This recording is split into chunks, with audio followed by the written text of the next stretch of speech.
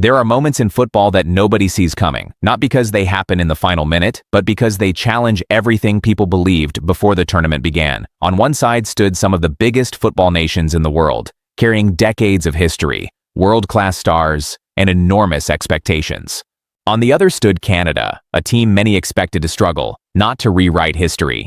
Yet within a matter of days, the conversation around this World Cup changed completely. What looked like another routine tournament suddenly became the stage for one of Canadian football's greatest achievements. So how did Canada go from being overlooked to becoming one of the biggest stories of the tournament? And why are football fans around the world saying this could be the moment that changes Canadian football forever? Let's break down exactly what happened. To understand the scale of this story, context matters. Canada's men had appeared at the World Cup only once before, at Qatar 2022, where they left without a single point.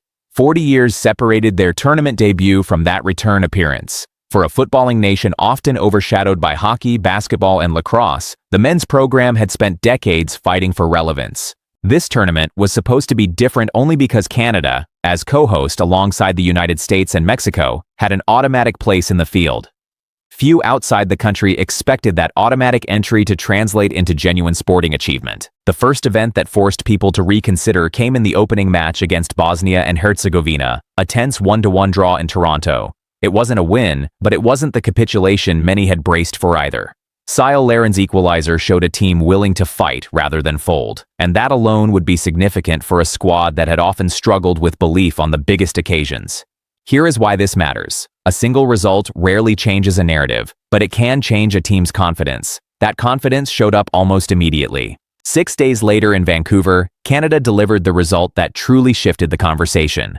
A 6-0 demolition of Qatar, with Jonathan Davies scoring twice and contributions arriving from across the lineup, signaled something beyond a good day at the office. According to reports from inside the camp, the performance reflected 2 years of work under head coach Jesse Marsch, who had been building a system designed for exactly this kind of tournament moment. The scale of the win raised eyebrows across the football world, with observers noting that Canada's attacking talent, long discussed in scouting circles, was finally translating into results on home soil. But this is where the story changes again. A narrow 2-1 loss to Switzerland followed, a reminder that Canada's rise was real, but not without limits. Yet the situation goes further than a single setback.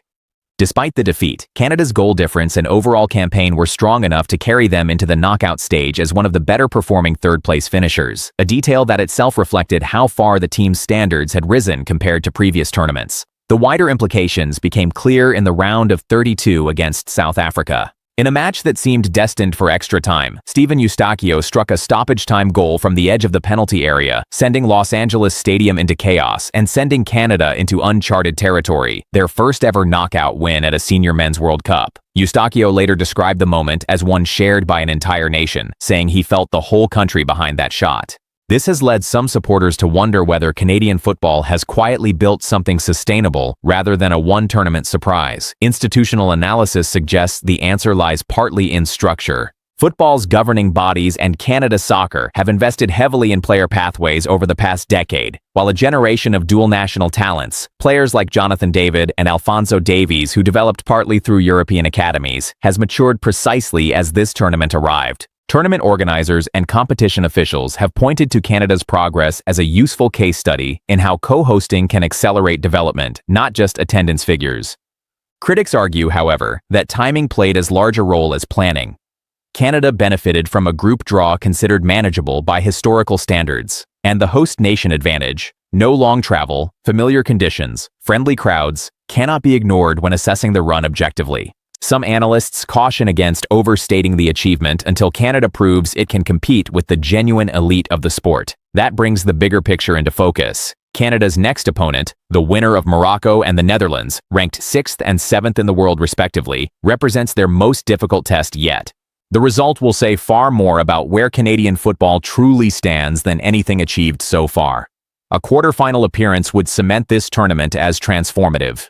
An exit, even a narrow one, would not erase what has already happened, but it would temper how history remembers it. What remains true regardless of the outcome is that Canadian football has already rewritten part of its own story. A program once defined by absence and early exits has produced a knockout stage breakthrough on home soil in front of crowds that waited decades for this exact feeling. So here is the question worth asking as this tournament continues. Is Canada's rise the beginning of a genuine football power or a remarkable peak built on home advantage and good fortune? Let us know what you think the round of 16 result will reveal.